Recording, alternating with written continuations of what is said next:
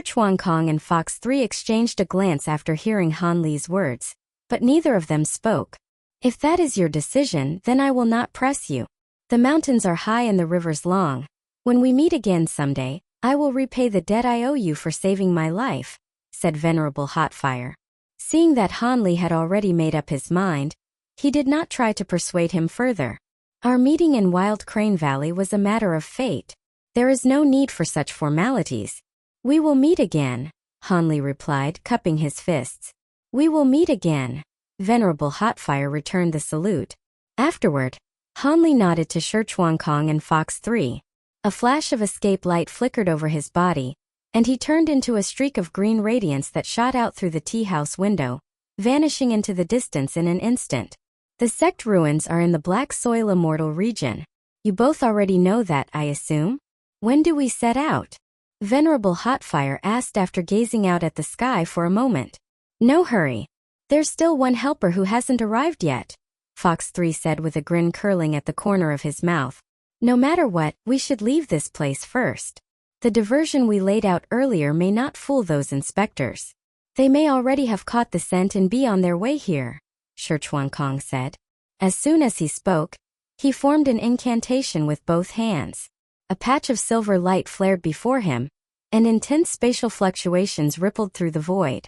In the next moment, all three of them were swallowed up and disappeared from the second floor of the tea house. Time turned and more than 3 years passed. Within the rolling Black Mountain ranges of the Black Mountain Immortal region stood an unremarkable low peak wedged between two taller mountains, like a hollowed mountain basin. In the dense woods on that peak lay a narrow bluestone path, nearly buried beneath wild grass, winding and twisting toward a dilapidated Taoist temple with two ancient scholar trees planted before its gate. The temple gate inside the compound had already collapsed completely. The few remaining spiritual halls had long fallen into ruin. Only a hall of the three pure ones, its roof overgrown with moss and weeds, still stood there in stubborn defiance. It was deep night. A dim white glow shone from within the hall, spilling through the broken window lattice and casting mottled shadows across the outer pillars and stone steps. A man in green robes sat cross-legged on a tattered meditation cushion. On the ground before him rested a small dark green bottle, surrounded by countless dense white points of light that made it look strangely unusual. The man was none other than Han Li. After parting with Venerable Hotfire and the other two that day, he had left Green Forest Town and immediately used a teleportation lightning formation several times in succession, putting great distance between himself and them before finally driving his emerald flying carriage southward at full speed. He traveled constantly by day, and at night he rested in remote hills and wilderness not too far from ordinary towns. That way he could avoid other cultivators, keep clear of demonic beasts, use the small bottle to condense green liquid, and continue cultivating several time-based techniques all at once. Since he had previously taken the purging malice pill and dispelled a fair amount of baleful qi, the journey had been mostly peaceful. Only the large cities and fortified towns frequented by cultivators remained places he could not enter for the time being. After about half a quarter of an hour, all the white light around the bottle was absorbed into it, and the green liquid had fully formed. Han Li flicked a finger, setting alight a pile of firewood not far from his side. A campfire sprang up. Then he leaned forward, picked up the bottle, and held it before his eyes. By the firelight, he looked through the jade-like wall of the bottle and saw a single droplet slowly rolling inside. Just as he was considering whether to enter the flower branch paradise and use the liquid to accelerate the maturation of his Dao soldiers, the Dragon 5 mask covering his face suddenly flashed and appeared on its own. A trace of surprise stirred in his heart. He raised a hand and formed an incantation, silently activating it. A beam of red light projected from the center of the mask's brow and condensed in the void before him into a human-shaped phantom. The figure was nearly 2 zhang tall, almost as high as the hall itself.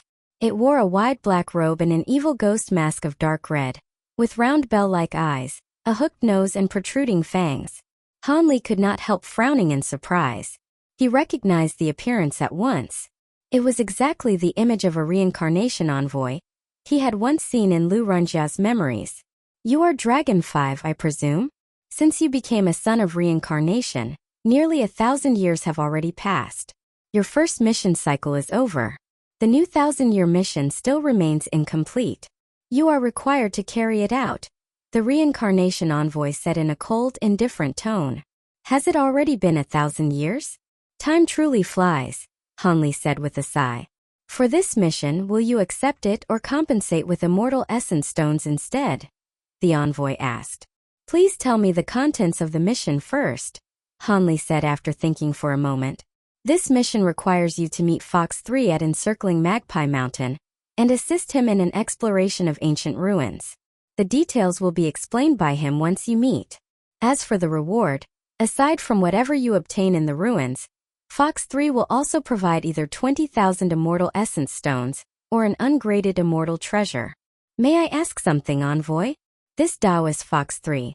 Is he the well-known phantom thief of the hall, the Silver Fox? Hanli asked, startled despite himself. That you may ask him yourself when you meet, the envoy answered coolly. Though the envoy had not replied directly, Hanli already knew the answer. If I choose to compensate with Immortal Origin Stones, how much must I pay?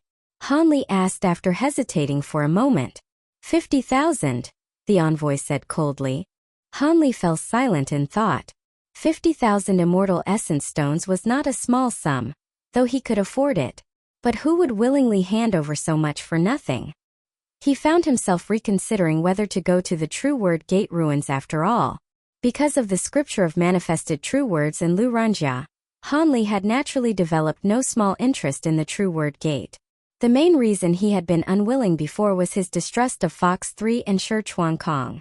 But now that the matter had become a 1,000-year mission of the Reincarnation Hall, the situation felt different. As for dealing with the baleful decline, the missions issued by the Reincarnation Hall had offered no new response for the time being. The methods available to him remained the same old ones as before. Whether he was inside the ruins of the True Word Gate or fleeing along the road made little real difference. Well? Make your decision quickly, the Reincarnation Envoy suddenly urged. I accept the mission, Hanli replied in a clear voice. Good. Once you complete it, you will be free for the next 1,000 years. So long as you pay the corresponding amount of Immortal Origin Stones, all resources within the Reincarnation Hall may be borrowed, the envoy said with a nod. He then waved a hand. A sheet of silver light gathered in the air and formed a vast map. At its center glowed a red point labeled Encircling Magpie Mountain. Remember this map. This is where you are to meet Fox 3. You must arrive within half a year. If you are late, it will be treated as refusal to carry out the mission, and the hall will hold you accountable. As soon as the envoy finished speaking, his figure gradually dissipated. Hanli swept his gaze over the map several times, comparing the terrain and landscape. Before long, he located the mountain range where he currently was, and only then learned from the markings that the place was called Old Hollow Mountain. After comparing the distance between his current position and Encircling Magpie Mountain more carefully, he found that the journey was not especially far. If he traveled by Emerald Flying Carriage, he should be able to reach it in about 3 months. Once Hanli had memorized the map, the light and shadow suspended before him blurred and faded until they vanished completely. After reviewing the map once more in his mind, he raised his hand and bent his middle and index fingers. A flash of silver light appeared at the fingertips, opening the gate to the Flower Branch Paradise. He stepped inside. More than 3 months later, on the summit of an isolated mountain several hundred zhang high, shaped like a giant steamed bun, 3 figures sat around an exquisitely carved white jade table, each holding a silver wine cup as they drank together. Inside the cups was dark red grape wine that gave off a slightly tart yet intoxicating aroma. Of the 3, the black-robed youth was the most carefree. He held a cup in one hand and a silver wine ewer in the other. When the mood took him, he simply tilted his head back and poured wine directly into his throat. No one knew what kind of magical artifact the ewer was, but it seemed to contain endless wine. No matter how much he poured, it never ran dry. Taoist Fox 3, speaking of which, Taoist Li was also fond of the contents of the cup. If he had not left, then in the matter of drinking alone, the two of you might well have become kindred spirits, said the white-haired old man seated across from him. These 3 were none other than Venerable Hotfire and the others. Oh? That's so, then it really is a bit of a pity. Still, each man has his own ambitions. Such things cannot be forced, Fox 3 said, first startled, then smiling carelessly. Fox 3, just when is the man you mentioned going to arrive? Shi Chuankong asked at last, turning back from the distant scenery he had been staring at with distracted disinterest in the drinking. He should be here soon. Probably within a month or two. The upper levels of the hall attach considerable importance to this mission, so the person sent to assist me was likely chosen with care. Be patient, Fox 3 said, taking another drink. No sooner had he spoken than his eyes suddenly brightened. Earlier than I expected. A streak of jade-green escape light came sweeping in from an extreme distance. In midair it abruptly drew in, leaving only a single green figure descending from above to land directly before the three of them. The expressions on all three faces became instantly colorful. Taoistly, you? Venerable Hotfire exclaimed, startled first and delighted next. Taoist Hotfire and the other two as well. I trust you have all been well, Hanli said with a smile, cupping his fists to the three. Fox 3 and Shi Chuankong exchanged another look, both of them frowning at the same time. You're the hall member sent to assist me? Fox 3 asked, his eyes narrowing on Hanli. I also didn't expect that this routine mission would turn out to be helping you explore the ruins of the True Word Gate, Hanli said with a sigh. As he spoke, he raised a hand and brushed it over his cheek. Light flashed across his face, and the Dragon 5 mask emerged at once. Fox 3 studied the mask for a moment, then lifted his brow and said abruptly, I truly didn't expect it. So you're Dragon 5. What? You know me? Hanli asked, lowering his hand and resuming his previous appearance. I heard Jiao 3 mention you. Dragon 5 is said to be exceptionally gifted both in alchemy and in cultivation, so I remembered the name. I've wanted to meet you for quite some time. I didn't think it would happen this soon. What a pleasant surprise, Fox 3 said with a grin. This time it was Venerable Hotfire who looked utterly astonished. He stared at Hanli and asked slowly, Taoistly, are you also a member of the Reincarnation Hall? My apologies. Because of that identity, I had no choice but to conceal it before, Hanli said, giving him a slight salute. Before coming here, Hanli had considered changing his appearance once more. But after a second thought he found it inappropriate. He had spent no little time with Venerable Hotfire in Wild Crane Valley. If he arrived now under yet another false identity, it would be easy for the man to notice a flaw, which would only create suspicion between them. With Fox 3 and Shi Chuankong present as well, that would only lead to more trouble. Better to be frank from the start about the identity of Li Han than to invite hidden dangers. There is no need for that, Taoistly. Am I not the same? Forced to hide my name and live every day in fear, Venerable Hotfire said, waving a hand with a bitter smile. Since we all know one another, this expedition to the True Word Gate should be even easier, Shi Chuankong said with a laugh. Exactly. Taoist Hotfire was just saying that you and I might become drinking companions. Come, let's not bother with anything else for now.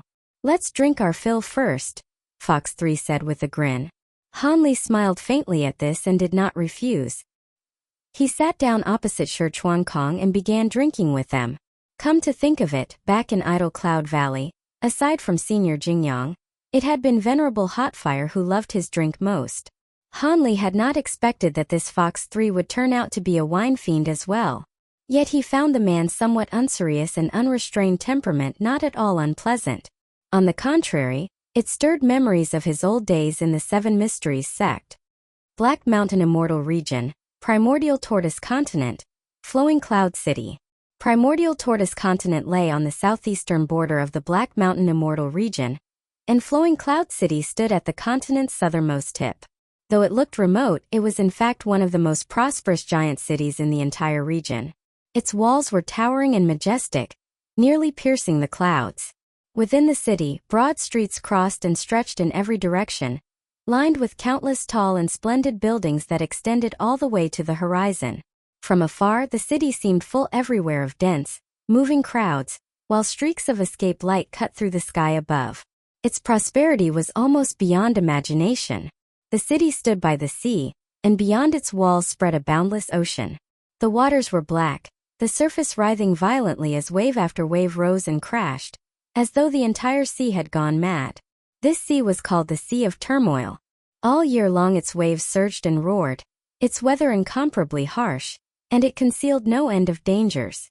Ordinary mortals could not survive there, and even cultivators of insufficient strength could not endure within it. Yet though the Sea of Turmoil was harsh, the spiritual energy of heaven and earth within it was exceptionally rich. Demonic beasts were plentiful in its waters, and it produced many precious spirit materials. So although it was extraordinarily dangerous, countless cultivators still came to Flowing Cloud City to put out to sea in search of treasures, making the city flourish all the more. The reason for Flowing Cloud City's prosperity was not only the treasure seekers venturing into the sea. There was another important reason. Within the city stood an inter-region teleportation formation connecting to the Black Soil Immortal region. Though the territories of the four Alliance Immortal domains were not separated by the savage wasteland realm, neither did they border one another directly. Between them lay various perilous natural barriers. Between the Black Mountain Immortal region and the Black Soil Immortal region lay the Sea of Turmoil. In the central district of Flowing Cloud City stood an enormous white peak piercing into the clouds. Countless structures were built along its flanks from foot to summit, coiling around the mountain in dense layers. Seen from afar, the entire white peak resembled a colossal hive and was a truly spectacular sight. Halfway up the peak stood a 3-story white tower built against the mountain. Above the central hall of the tower hung a plaque several zhang wide, on which the 3 characters flying Immortal Hall were written in gold dust. This was the city's teleportation hall, built entirely from blocks of white jade. Passing through the main entrance, then along a white corridor, one emerged into a huge white chamber several hundred zhang across. On the left side of the chamber stood a long white jade desk. Behind it were several heavenly court cultivators in golden robes, processing paperwork for the cultivators lined up before them in 5 or 6 queues. On the right side were dozens of teleportation formations of different sizes arranged in rows, each with a jade plaque beside it naming its destination. The formations all hummed as they operated, sending up pillars of white light from time to time as they delivered cultivators into Flowing Cloud City or sent them elsewhere. At that moment, one teleportation formation near the front left of the hall flared brightly, releasing a column of white light. A moment before it had been empty, now more than 10 figures appeared within it. 4 of them stepped out first, 3 young men and 1 white-haired old man. They were Han Li, Venerable Hotfire, and the other 2, who had traveled all the way from encircling Magpie Mountain. To avoid trouble, all 4 had altered their figures and appearances to some degree. For most of the journey they had used teleportation formations. When difficulties arose, they had flown directly instead. Moving on and off like this, they had spent more than 30 years before finally reaching Flowing Cloud City. At last we're here. Let's go, Fox 3 said, clasping both hands behind his head as he spoke to the others before strolling out on his own. Wait, are we not taking the teleportation formation directly? The Sea of Turmoil isn't something one can casually cross. Venerable Hotfire asked quickly, a brow twitching. Taking an inter-region teleportation formation is different from using an ordinary one. The screening is much stricter. We need to make some preparations first, Fox 3 replied without slowing down or turning his head, sending the words to the others by voice transmission. Venerable Hotfire nodded slightly and said no more, following after him. Han Li and Shi Chuankong said nothing from beginning to end, simply walking behind. What the others failed to notice, however, was that as Venerable Hotfire spoke with Fox 3, the corner of his mouth twitched faintly, as though betraying a trace of helplessness. Fox 3 had spent years roaming from Immortal Region to Immortal Region, and possessed extremely rich experience. Along the way, he had been responsible for arranging routes and handling various matters requiring attention. Indeed, the fact that they had reached Flowing Cloud City so smoothly was largely due to him. Though he seemed unconcerned with everything and hardly looked reliable, in truth he was as meticulous as a hare. In many matters he considered more than the others did. Following the stream of people heading outward, the 4 quickly exited the White Tower. The tower stood on high ground, and from there the city below and the Sea of Turmoil beyond lay fully visible. So this is the Sea of Turmoil. Truly a magnificent sight, Han Li said in admiration as he looked at the churning waters in the distance.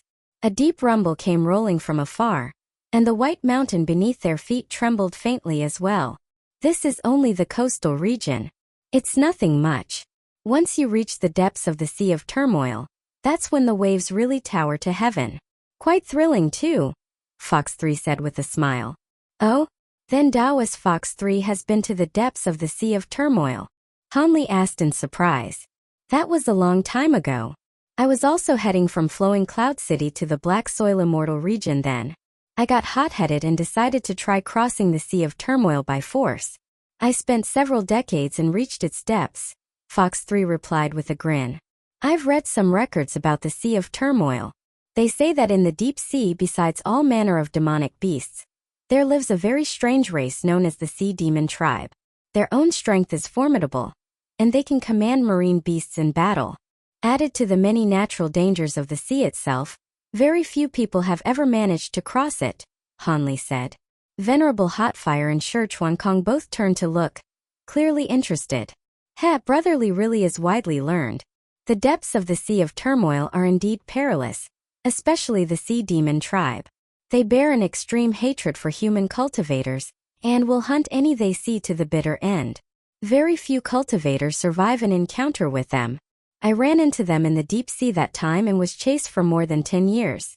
In the end I only escaped because I had a spatial immortal talisman on me, and even then I still suffered some injuries, Fox 3 said, looking at the heaving sea in the distance, his pupils shrinking slightly as though even now he felt lingering fear. Compared with your present cultivation, how strong were you back then?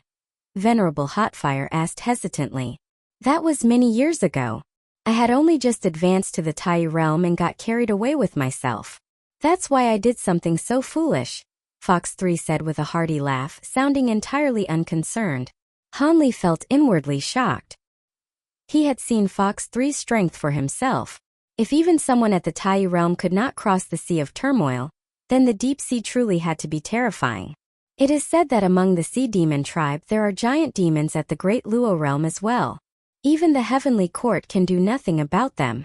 That is why they spared no expense in building this inter-region teleportation formation, Fox 3 continued. So that is how it is, Venerable Hotfire said, nodding. Let's go. This isn't the place to talk. We should find an inn in the city first, Fox 3 said, glancing around before flying toward the city. Hanli and the other two followed behind. The four soon entered the city and found a quiet inn where they took 4 rooms. After resting briefly in his room, Hanli got up and went to Fox 3's room to ask about the screening he had mentioned earlier. There's no rush. We finally made it to Flowing Cloud City. If we just passed through in a hurry, that would be too much of a loss. I know a place here called the House of Fine Wine. The food there is excellent, with flavors that linger on the tongue for 3 days. They also have a peerless immortal wine. Let's go try it first and then we can discuss the rest, Fox 3 said with a chuckle, not answering Hanli's question at all and instead introducing the city's food and drink. Hanli could only show a helpless expression. All along the road, every time they reached a city, Fox 3 had insisted on finding delicacies. Sometimes he lingered for 10 days or half a month at a time, slowing their progress considerably. Peerless immortal wine? Truly. At that moment Venerable Hotfire and Shi Chuankong also arrived. As soon as Venerable Hotfire heard there was fine wine, his eyes lit up and he rubbed his hands eagerly. Everyone's nerves have been stretched tight these days from hurrying along. It would be good to rest for a bit first, Shi Chuankong said with a faint smile. Brother Shi speaks perfectly. Just so. Let's go, Fox 3 said, slapping Shi Chuankong hard on the shoulder before striding impatiently outside. Seeing this, Hanli rubbed his nose in resignation and followed. Though he himself did not care much for fine food and wine, he could hardly spoil the other's mood. Fox 3 led the 3 of them through a maze of turns in Flowing Cloud City before bringing them to a vermilion-red restaurant with a huge plaque above the entrance bearing the words House of Fine Wine. The establishment was quite large, with 5 floors in all. The first and second floors were open halls packed with large tables. From the 3rd floor upward were VIP areas divided into private rooms. Though it was not yet mealtime, the 1st and 2nd floors were already full, and every diner there was a cultivator, none with particularly low cultivation. Outside the restaurant, There were even many cultivators standing in line as if they were ordinary mortal patrons waiting to eat, which left Han Li and the others privately astonished. Fox 3, however, seemed utterly unsurprised. He walked straight inside, took out something like a token, and flashed it to a servant who came hurrying over. "So an honored guest has arrived. Please to the VIP room upstairs," the servant said at once, bowing and scraping as he led the four directly to a room on the 5th floor. The furnishings inside were all extremely tasteful, elegant without extravagance. Even by the standards of the four of them, the room felt exceptionally comfortable. Fox 3 did not bother asking the others what they wanted. He called over the servant and ordered a lavish table of food and a jade-green wine ewer about a foot high. Thin white mist rose from the mouth of the ewer, spread into the air, and slowly drifted away. An extraordinary wine fragrance spread through the room. Even Venerable Hotfire and Shi Chuankong were stirred by it, their spirits instantly lifting as a little saliva gathered in their mouths. "Truly fine wine," Venerable Hotfire praised, eyes brightening. "Of course. Most of the guests who come to the House of Fine Wine come for this immortal wine," Fox 3 said as he poured a cup for each of them, then raised his own and drained it in one swallow, his face full of bliss. Han Li lifted his own cup and took a sip. His eyes brightened as well. The wine was amber in color, crystal clear to the eye. Once it entered the mouth, an indescribably mellow flavor wrapped itself around the tongue, and then slowly permeated the whole body. The taste was not simple and singular, but a fusion of over 100 marvelous flavors. Some he had tasted before, some he had never encountered, and some were flavors he had never even imagined. All those many tastes were woven together, yet each remained distinct and layered. It was impossible to describe in words. It surpassed any immortal wine Han Li had ever drunk before. "It truly is a peerless immortal wine. What is it called?" Venerable Hotfire asked after taking a sip of his own. "It is called Amber Immortal. The House of Fine Wine owes more than half its fame to this wine. Every time the Heavenly Court holds the Assembly of Immortals, this Amber Immortal is specially selected," Fox 3 said before draining his cup again, looking wholly satisfied. "The Assembly of Immortals?" Han Li's expression shifted slightly as he set down his cup. "That is a grand gathering of the Heavenly Court. Every so often, the palace masters of the various immortal regions are summoned there to discuss important matters. It is considered the greatest assembly under heaven," Fox 3 said, swaying his head as he spoke. A flicker of surprise passed through Han Li's eyes. Then he fell into thought as though considering something. Fox 3 ignored him and simply continued eating and drinking with abandon. Shi Chuankong was also quite fond of good food and immediately joined in, snatching up pieces of meat. Venerable Hotfire appeared especially taken with the Amber Immortal, drinking cup after cup in delight. Before long, the table had been swept clean, leaving only a mess of empty cups and dishes. Well fed and well drunk. Truly one of life's great joys. As the saying goes, after 10,000 years of bitter cultivation one finally becomes immortal, and from that day forth why should there be two heavens? Others still suffer in their cultivation, while I roam carefree between heaven and earth," Fox 3 said, patting his slightly rounded stomach with a sigh. "What a line, roam carefree between heaven and earth. Another full cup is in order," Venerable Hotfire cried in praise. Shi Chuankong rubbed his stomach and smacked his lips without speaking. "Now that we've eaten and drunk our fill, shouldn't we discuss the serious matter of getting to the Black Soil Immortal Region?" Han Li said, setting down his cup. At the same time he formed a hand seal with both hands and pointed forward. A layer of green light rippled outward, spreading into a light screen that filled the room. "Brotherly truly doesn't let anyone relax for even a moment," Fox 3 said lazily, glancing at him. "Brotherly is right. We should discuss serious matters.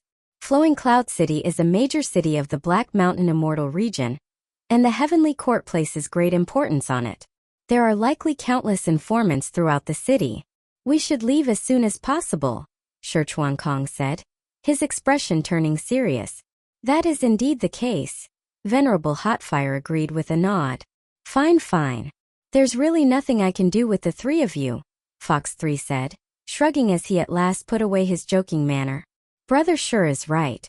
The Heavenly Court values Flowing Cloud City greatly, especially the inter-region teleportation formation. which is under heavy guard. Anyone who wishes to use it must go through strict screening. Screening? What does that involve? Hanli asked at once. There are two parts. One is identity verification. To use the interregion teleportation formation, you need a legitimate identity recognized by the Black Mountain Immortal Palace.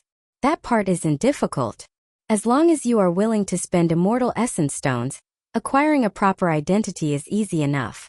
The troublesome part is the second one, the Heaven Mirror Inspection. Fox 3 frowned as he spoke. Heaven Mirror Inspection. What is that? Venerable Hotfire asked curiously. It is a kind of sensing formation developed by the Heavenly Court, known as the Heaven Mirror Formation. It is extremely sensitive in detecting auras. The formation has memory functions. It is said to contain the information of all criminals currently wanted by the Heavenly Court, including their appearance, cultivation methods, immortal treasures, and more. Fugitives like us wanted by the Heavenly Court need only leak the slightest trace of information for the Heaven Mirror Formation to detect it immediately. As for what happens then, I don't think I need to explain, Fox 3 said, clapping his hands together. A sensing formation capable of recording information on all wanted criminals of the Heavenly Court. How formidable, Hanli said slowly. I dislike the Heavenly Court as much as anyone, but it rules the entire immortal world. It has innumerable talented people under its command and has accumulated endless knowledge. Only they could have created something like this. Still, setting up a Heaven Mirror Formation is extraordinarily complicated and consumes a staggering amount of resources. So the Heavenly Court has only placed it in a few important locations, Fox 3 continued. Hanli and the others all nodded in silence. Brother Sure, you and I caused havoc in Jukuin City. By now you're probably on the Heavenly Court's extermination immortal list as well. As for Brother Hotfire, there's no need to mention it. He has long been under pursuit. The two of you must find a way to conceal your auras completely. You absolutely cannot let even the slightest trace slip out, Fox 3 said solemnly, looking at Shi Chuankong and Venerable Hotfire. Both men nodded and lowered their heads in thought. As for Brother Li, I don't know whether or not the Heavenly Court has put out a warrant for you. But the Heaven Mirror Formation was in truth designed mainly to search for members of the Reincarnation Hall, so you must be especially careful.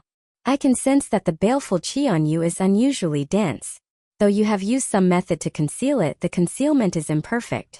The Heaven Mirror Formation will certainly detect it, Fox 3 said meaningfully, turning to Hanli. Hanli's expression shifted slightly. He had been taking void origin pills to hide the baleful chi within his body, yet Fox 3 had seen through him at a glance. I am currently passing through baleful decline. Naturally the baleful chi on me is dense. Wouldn't anyone in that stage be the same? Would the Heavenly Court really seize me just for that, declaring me a member of the Reincarnation Hall? Hanli asked, puzzled. No matter who it is, if the Heaven Mirror Formation detects dense baleful chi in their body, the Heavenly Court will arrest them immediately. As for why, I do not know either, Fox 3 said with a nod. Hearing this, Hanli was momentarily taken aback, and then a thought seemed to occur to him. The Heavenly Court would not behave so without reason. There seemed to be some hidden connection between the Reincarnation Hall and the Grey Immortals, and the most obvious characteristic of Grey Immortals was baleful chi.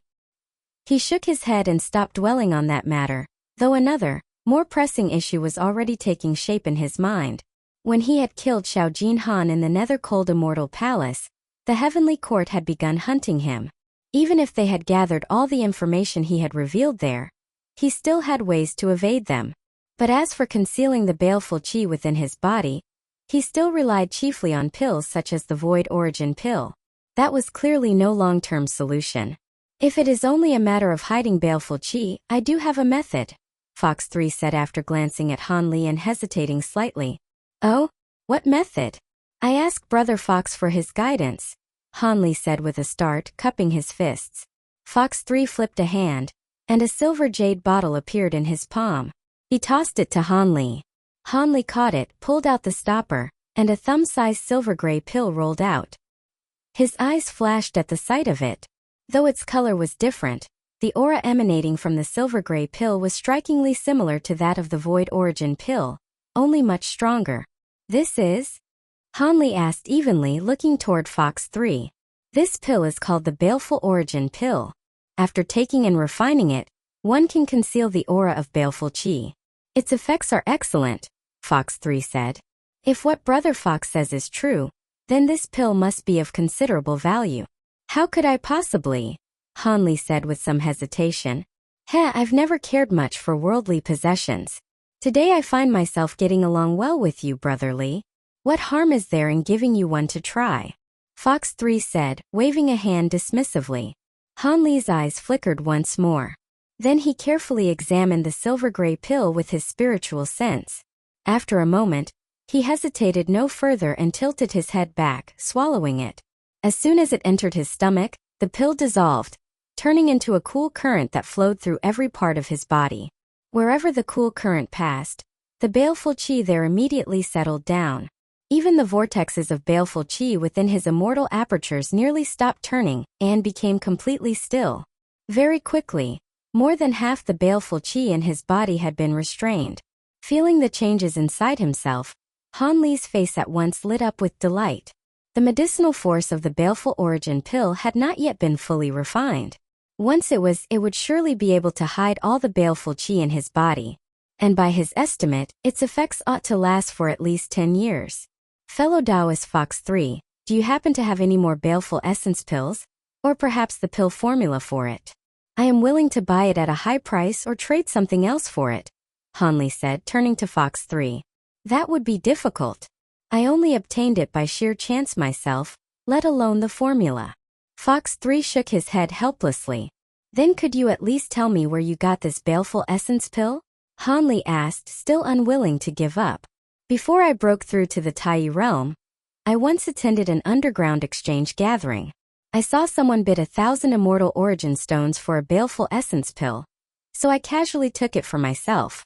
Turned out there were 2 pills in total. I used one and this was the one left over. As for where it originally came from, I have no idea. Fox 3 spread his hands. Hearing that, Han lowered his head and fell silent. No matter what, many thanks for the baleful essence pill, Brother Fox. Here are 500 Immortal Origin Stones. He soon lifted his head again, took out a storage treasure, and handed it to Fox 3. I already said it was a gift. Doing this makes you seem rather impolite. Fox 3 waved his hand, refusing to take the storage treasure as he stood up. Just take it. That is simply the sort of person he is, free and easy to a fault, Shichuan Kong said with a faint smile. Then many thanks, fellow Taoist Fox 3. Han did not insist further and cupped his hands in thanks. I have been to Flowing Cloud City many times. As for official identities, the 3 of you need not worry. Give me a few days and I will settle everything. But the heavenly mirror array will be up to you. I will only say one thing. Do not harbor even the slightest delusion of luck. Fox 3 spoke with unusual gravity. Then his figure blurred and turned into a streak of indistinct silver light that vanished without a trace. Han and the other 2 exchanged glances, all of them looking somewhat grim. They did not linger any longer. They soon left the tavern and returned to the inn. Half a month later, Han and the others had all gathered in Fox 3's room.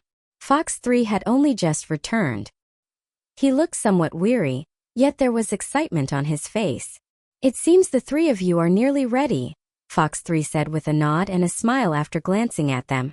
Compared with 3 days earlier, Han and the others looked completely different in every respect except their faces, even down to the auras they emitted. Shichuan Kong had changed into a white robe and now held a paper fan, looking every bit like a worldly young noble. The demonic aura on him had vanished without a trace, replaced by a pure and upright yang aura. Venerable Hotfire had become a gray-haired old man holding a purple staff, along which arcs of violet lightning occasionally flashed. The power of flame within him had also become an aura of lightning, faintly resonating with the purple staff and revealing not the slightest flaw. Han too had changed his clothing. His body had grown slightly taller, and his skin had become pale and clear. Waves of water-attributed fluctuations faintly emanated from within him. If one listened carefully, one could even hear the dim sound of rolling tides from inside his body. During this period he had not stepped out of the inn even once, devoting all his strength to refining the baleful essence pill. At last he had fully reined in the baleful chi within his body. At the same time he had removed anything on him that might betray his identity. The azure bamboo cloudswarm swords, the emerald gourd, Daoisya, the essence flame boy, even the storage treasures he normally used. He had put them all away into the flower branch space. Though the condition of that space should not be detectable from the outside, Hanli still did everything he could to set up an isolated array space inside it, enveloping all those items along with Mo Guang within it. Brother Fox spoke so solemnly before. How would we dare be careless?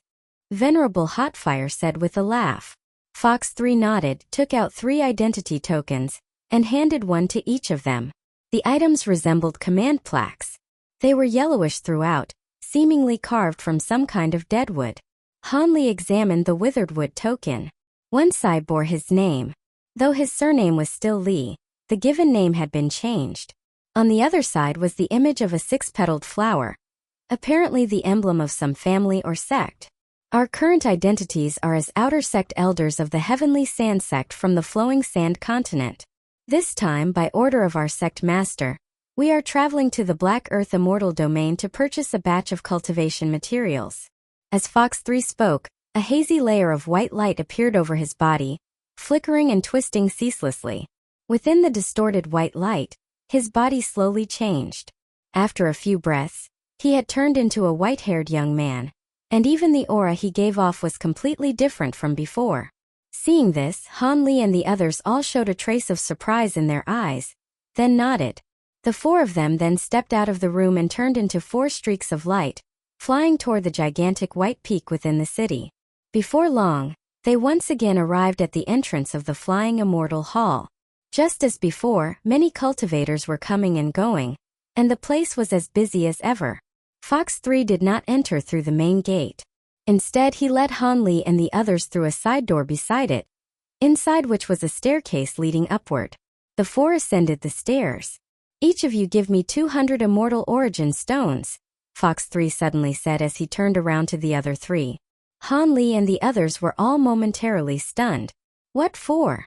Shi Chuankong asked curiously. Obviously, to reduce a bit of trouble. Fox 3 chuckled. The meaning of his words was vague, but none of the 3 doubted him. Each took out 200 Immortal Origin Stones and handed them over. They soon passed through the stairway, and a white hall appeared before them. Several Heavenly Court cultivators stood inside, speaking softly among themselves. When they saw Han Li and the others enter, one silver-haired young man standing nearest immediately came forward and asked with a bright smile, "Seniors, are you planning to use the cross-domain teleportation array?" The others showed faint annoyance in their eyes at seeing this, but none of them approached. "That is correct," Fox 3 said with a nod. "Please follow me, seniors." The silver-haired youth looked delighted. He led the way ahead, bringing Han Li and the others through the hall and into an inner chamber. Inside the chamber stood a stone table, behind which sat a broad-faced, wide-nosed burly man, upright and solemn. Beside him stood an old man with a white beard, quietly reporting something to him. The burly man was a golden immortal, and his golden robe was far finer than that of the silver-haired youth or the white-bearded elder. On the chest of the robe was an additional golden dragon emblem. Hearing footsteps, the burly man turned his head. The white-bearded elder also stopped speaking. "Steward Fong, these seniors wish to use the cross-domain teleportation array," the silver-haired youth reported softly. The burly man nodded, looked at Han Li and the others and said slowly, "The rules for using the cross-domain teleportation array are surely known to the 4 of you, but I will repeat them anyway. The fee is 1,000 Immortal Origin Stones per person. Before that, however, we must first verify your identities, and then you must pass through an inspection array that will examine your bodies. Only then may you use the teleportation array." Hearing this, Han Li frowned inwardly. Fox 3 had never mentioned the fee to them before. He had not expected a single teleportation to cost so much. After all, 1,000 Immortal Origin Stones was enough to buy an immortal treasure of recognized rank, even if it would probably be the lowest grade. "We know the rules. These are our credentials," Fox 3 said with a smile, taking out the deadwood token and handing it over. Han Li and the others also took out their identity tokens and handed them to the burly man. The burly man took a golden jade register from his robes and swept it over the 4 deadwood tokens. A beam of golden light flew out of the register and enveloped the 4 tokens. The golden jade register immediately glowed, and rows of text appeared upon it, along with images. So you are the 4 elders of the Heavenly Sand Sect. What business takes you to the Black Earth Immortal Domain? The burly man's sharp gaze swept across the 4 of them. We are carrying out the sect master's orders to purchase a batch of alchemical ingredients, Fox 3 said, stepping forward and unobtrusively slipping a storage ring into the burly man's hand. The burly man extended his spiritual sense into the ring. The expression on his face immediately softened considerably. So that is the case. Traveling all the way to the Black Earth Immortal Domain to buy materials is no easy matter. There is no problem with your identities. Please follow me. The burly man stood, returned the identity tokens, and led the way inward. The silver-haired youth and the white-bearded elder followed behind him. Han Li and the others kept pace, and before long the group arrived at another great hall. The hall was built entirely from silver-white jade stone, which emitted a faint glow. It was impossible to tell what material it was. In the center of the hall lay a circular golden array several dozen feet across. Its interior was densely inscribed with countless array patterns, woven together in a complexity beyond compare. Around the golden array stood 8 golden stone pillars, each thick enough to require 1 person to embrace and several zhang tall. The pillars too were carved with array markings connected to the array below, and atop each pillar sat a golden-robed cultivator cross-legged, all with eyes closed in meditation. The surrounding walls were likewise inscribed with intricate array sigils linked to the golden array. Suspended directly above it was a massive golden round mirror, facing the array below. The air around the array hummed and trembled, and a sound faintly resembling a sacred hymn echoed through the hall. So this is the heavenly mirror array. Han Li looked ahead, surprise flickering in his eyes. Activate the array. Conduct a thorough search. Not the slightest detail is to be overlooked, the burly man said, now wearing a stern expression as he addressed the 8 men on the pillars. The 8 opened their eyes, chanted incantations and cast streams of golden seals. The golden array at once erupted in dazzling light mixed with innumerable golden runes, forming a substantial pillar of golden radiance that fused into the great mirror above. Golden patterns immediately lit up across the mirror and spread rapidly until they covered the entire surface. These golden lines formed clusters of strange shapes that resembled eerie golden eyes, each blinking gently. Waves of golden ripples spread from those eyes, enveloping the golden array below. For fellow Taoists, please pass through the array one by one, the burly man said as he turned to Han Li and the others. The 4 exchanged a glance. Fox 3 stepped forward first and entered the golden array. Buzz. The array trembled again. The runes within the golden pillar of light shifted at once, condensing into countless threads of golden radiance. Like innumerable tendrils, they lightly touched every part of Fox 3's body. The golden light waves emitted from the eyes in the mirror also brightened at once, merging into ring-shaped waves of golden light that enveloped his body. Fox 3 remained calm and walked forward at an even pace. He soon passed beyond the array without any abnormality occurring. Seeing this, Han Li relaxed slightly inwardly, though his mind continued to race as he observed the changes within the array. Next, the burly man beckoned to Han Li and the other 2. Shi Chuankong cupped his hands toward the man and strode forward into the golden array. The golden light threads immediately converged and touched his body, while the golden waves from the mirror descended around him. Shi Chuankong's body stiffened almost imperceptibly for a moment, then he continued onward and soon passed safely through the array as well. Without waiting for the burly man to call him, Han Li calmly stepped forward and entered the golden array. The moment Han Li stepped into it, he felt an indescribable, invisible pressure emerge from the array and descend upon him. His body immediately sank. It felt as though he had been dropped to the bottom of a 10,000 zhang ocean. In that instant it seemed his body could not move in the slightest. The golden threads gathered from all directions, circling around his body, while waves of light descended from above his head. Han Li's brows twitched. He sensed 2 forces rise from the array and enter his body. One was soft and agile, the other vast and densely pervasive. The 2 forces moved throughout his body, probing every condition within him. Hanli did not attempt to resist them. All of this sounded lengthy and telling, but in truth it took only an instant. After his body paused slightly, movement returned to him, and he walked forward with a composed expression. In fact, ever since leaving the inn, he had already begun circulating his immortal spiritual power according to the method of the Water Evolution 4 Seasons art.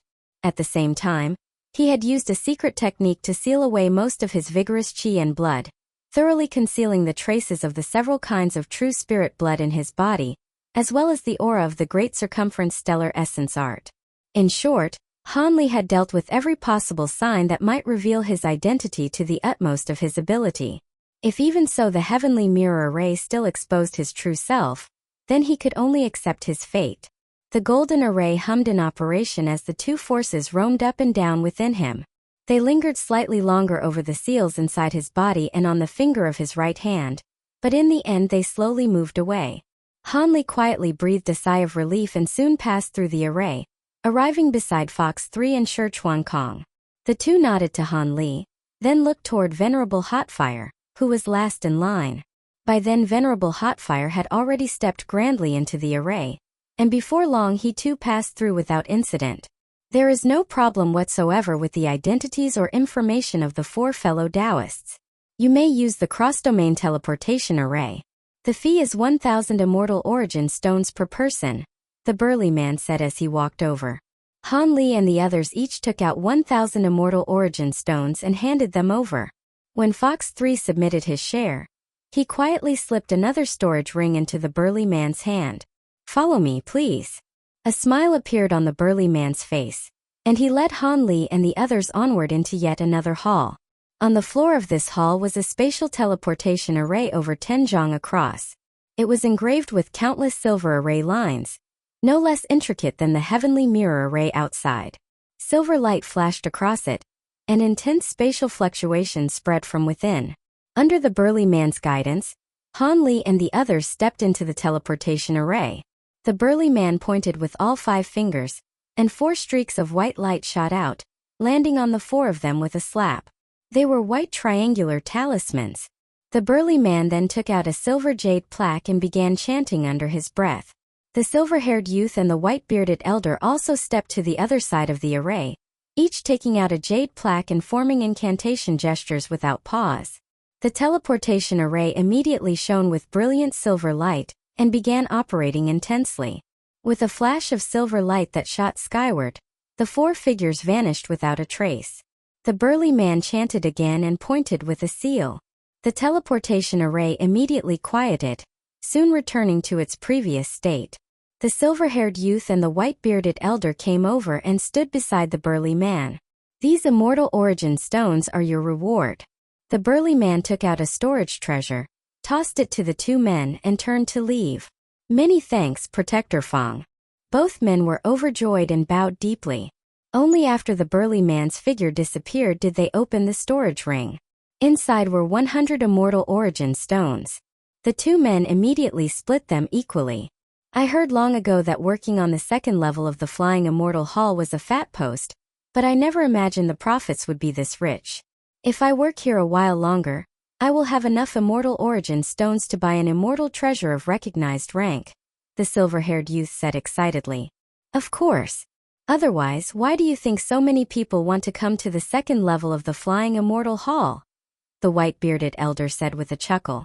The 2 talked and laughed in low voices, arms slung over each other's shoulders, as they headed outside. In the northern part of the Black Earth Immortal Domain, there lay a long and narrow continent shaped like a flood dragon, called Wulong Continent. Its northern region was a land of countless mountains stretched across each other and 10,000 rivers racing through the valleys, the terrain rising and falling sharply. Vast ridges and mountain chains extended everywhere for 10,000 li, pressed up against one another to form innumerable deep and shallow ravines. Waterways were abundant there, and the terrain was especially complicated.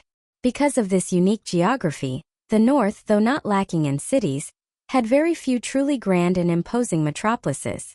The largest by area was Black Glaze City, located in the middle section of the Tiliang mountain range. Though the north of the Black Mountain Immortal Domain was broad and sparsely populated, it was by no means a barren or dangerous wasteland. On the contrary, because it produced many kinds of rare spirit soil, it had become a flourishing land for all manner of spirit herbs, immortal grasses, mountain essences, and demon beings. Many merchant guilds from nearby immortal domains that dealt in spirit herbs also regarded this place as a land of fortune and established branch associations here. They gathered and cultivated all kinds of spirit grasses, while also buying up mines and excavating spirit earth veins on a large scale. Black Glaze City derived its name from the Tilyong mountain range in which it was located, a range known for producing a kind of black spirit soil. This spirit soil resembled oily mud and contained spiritual qi. It could not be used to grow spirit herbs, but it could be used in firing puppets. Because black glaze soil itself possessed unique adhesive properties and could store spiritual qi, adding a certain proportion of it when refining puppets could greatly increase both the success rate and the quality of the finished product. For this reason, the black glaze soil throughout the entire Tilyong mountain range had been excavated to an extreme degree. After nearly 1 million years of mining, almost the entire mountain range had effectively been hollowed out, and the black glaze soil beneath it had grown exceedingly scarce. With the veins exhausted, the mountains of the Tilyong range subsided. Compared with other places, the land there had instead become flatter and broader, making it suitable for building large immortal ferry ports for all kinds of transport vessels to dock and operate. Thus, beginning more than 100,000 years ago, the Tilyong mountain range ceased to be mined. Aside from a few areas that were turned into several large ferry ports, the rest was covered again with spirit soil and replanted with various spirit herbs. As for the central section, it was transformed into a vast underground city, the present-day Black Glaze City. This city extended several hundred li underground and was divided into 7 levels, earning it the additional name of Sevenfold City. In the deepest 7th level of the underground city, there stood a broad teleportation hall capable of receiving cultivators teleported from the neighboring Black Mountain Immortal Domain.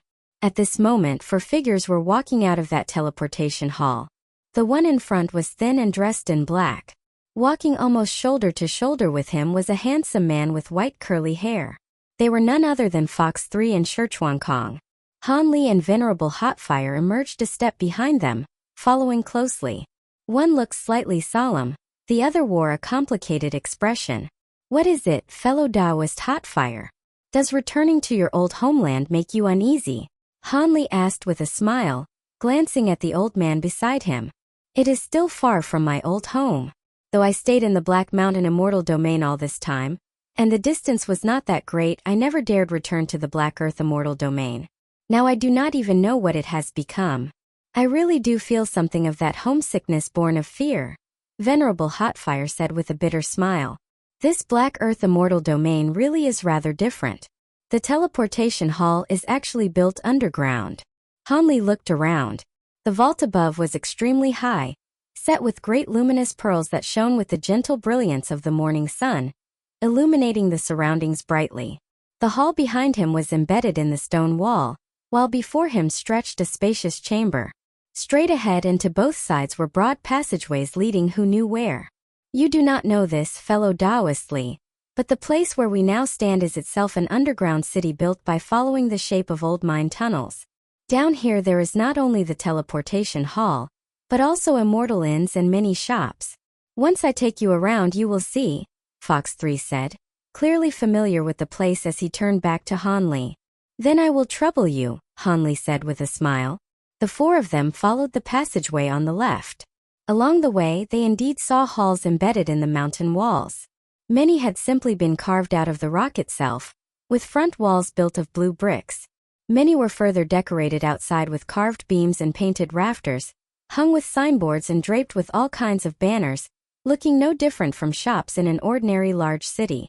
Most of the 7th level consists of administrative institutions. Traveling merchants are the fewest here, but the true managers of the merchant guilds are mostly based on this level.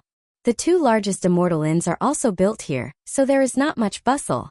As they walked along the corridors outside those shops, Fox 3 introduced the place to Venerable Hotfire and Han Li. Passing through an arched gate and walking several hundred steps farther, they arrived at a spacious hall.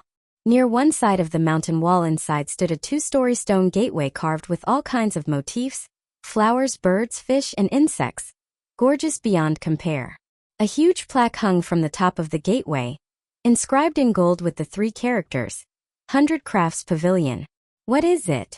Fellow Taoist Li, do you want to go in and look around? Shi Chuankong asked when he saw Han Li stop before the gate and look up at it.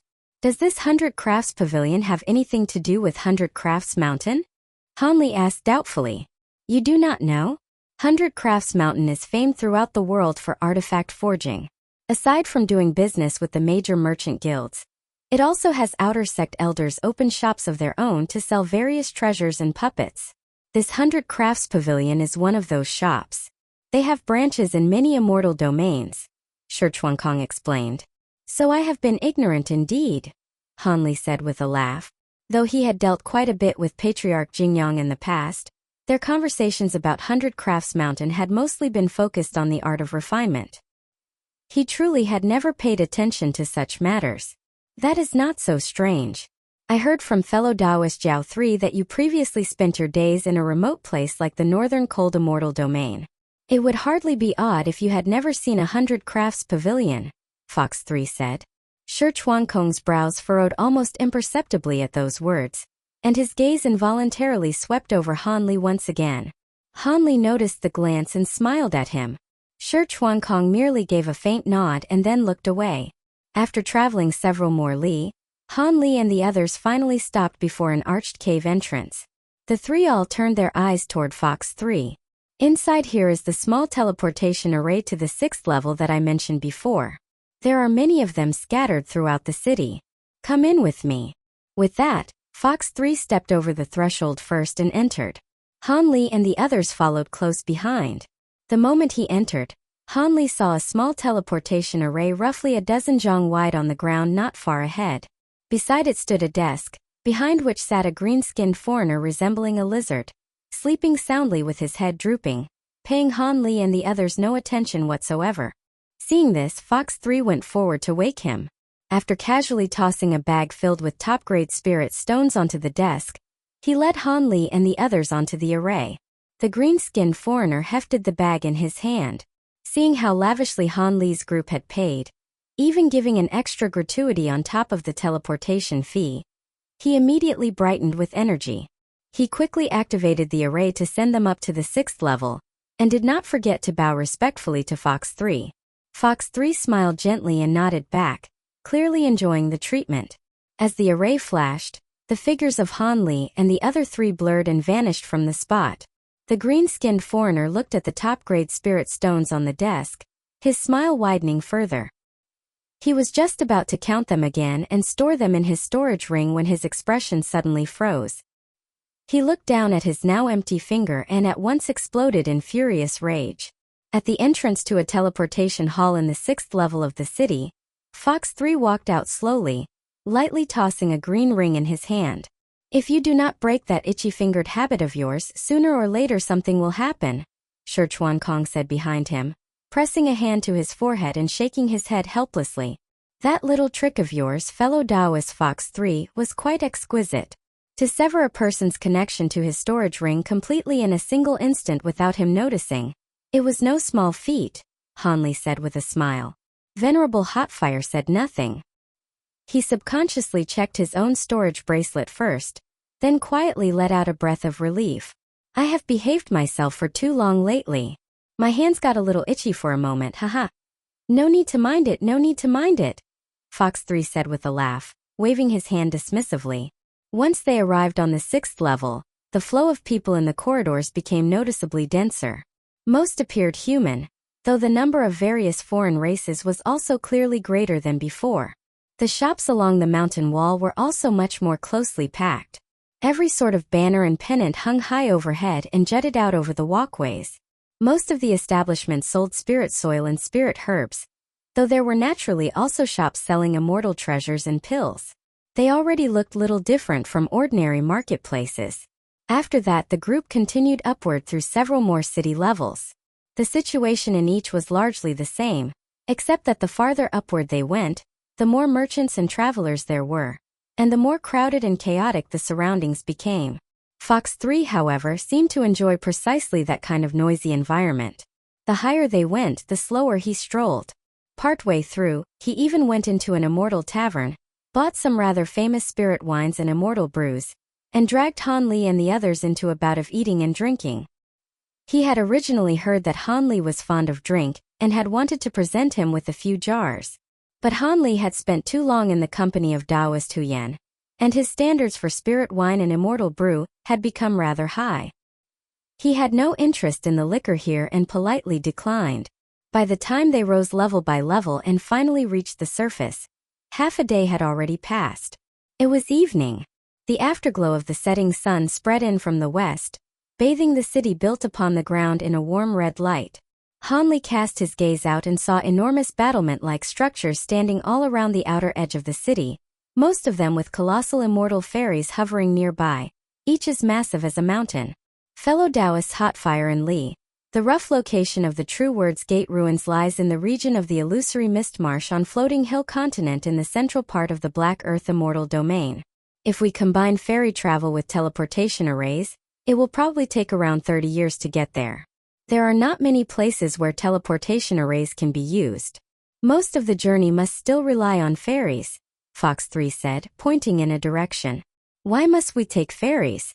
These vessels may be huge and steady in flight, but surely they are slower than flying there ourselves with our own immortal treasures. Han Li asked in puzzlement.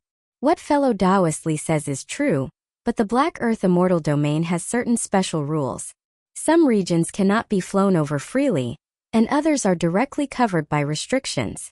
If one forces a way through, one may very well attract the attention of the Immortal Palace, Fox 3 replied. I never thought this Black Earth Immortal Domain would have so many damned rules, Venerable Hotfire said with a curl of his lip.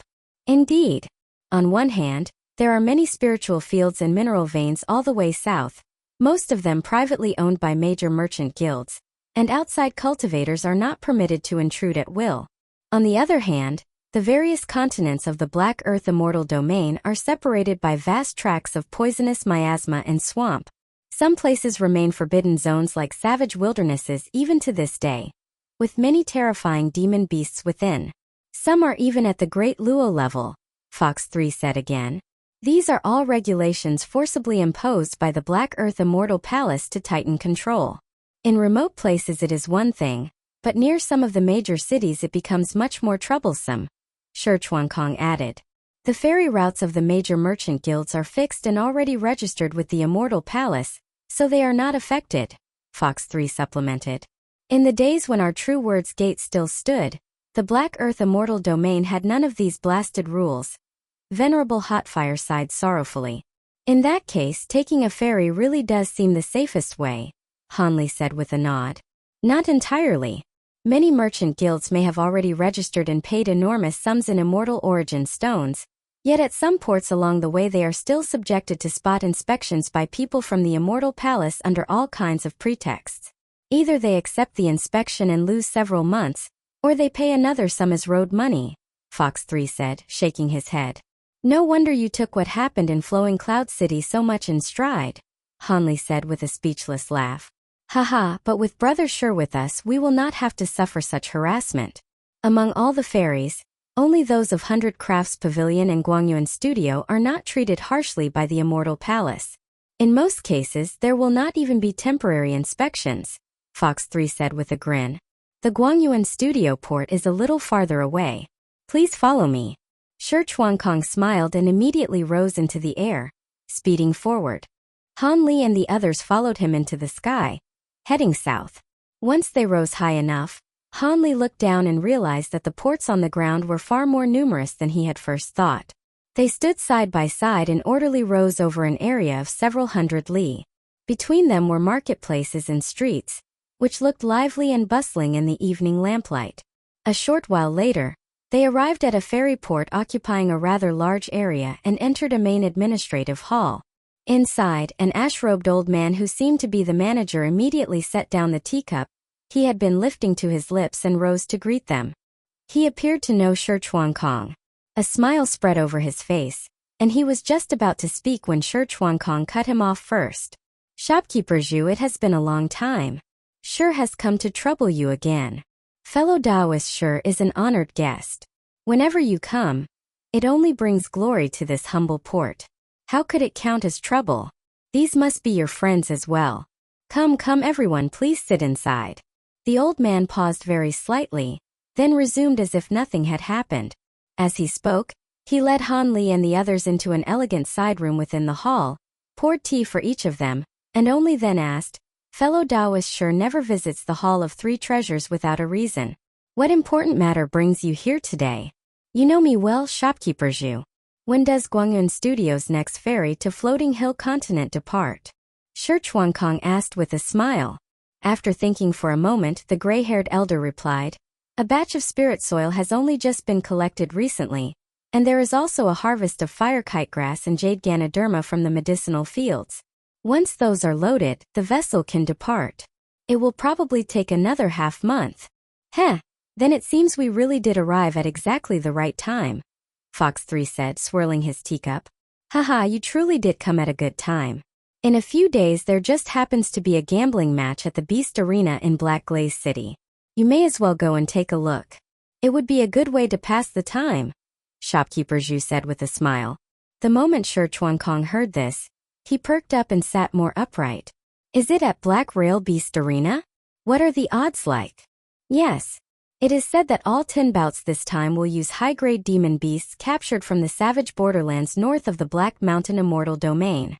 The 2 strongest among them even carry true spirit bloodlines, so the odds are rather high," Shopkeeper Zhu said with a nod. "Well, are any of you interested? In a few days we could all go together and have a look," Shi Chuankong asked, turning toward Han Li and the others.